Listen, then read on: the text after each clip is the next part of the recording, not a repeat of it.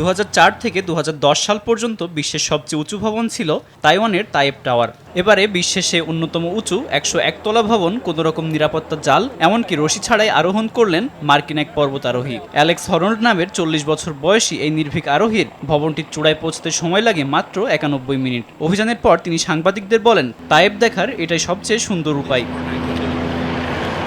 তার এই ব্যতিক্রমী আরোহণ তাইওয়ান জুড়ে ভক্তদের আকর্ষণ করেছে। তার অনেক ভক্তই এই আরোহণ দেখতে রাস্তায় নেমে আসেন।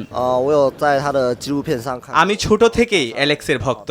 আমি জানতাম যে সে তাইওয়ানে আসবে এবং সে 13 বছর ধরে এটির প্রস্তুতি নিচ্ছে।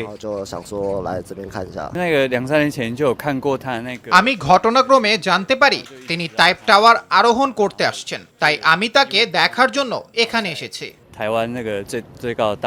স্থানীয় প্রশাসনের পূর্ণ সহায়তা ও অনুমতি নিয়ে এবং কোনো রকম সুরক্ষা সরঞ্জাম ছাড়াই আরোহণটি সম্পন্ন করেন অ্যালেক্স। 508 মিটার উচ্চতার তাইপের এই ভবনটি দুবাইয়ের বুর্জ খলিফা নির্মাণ হওয়ার আগ পর্যন্ত ছিল বিশ্বের সবচেয়ে উঁচু ভবন।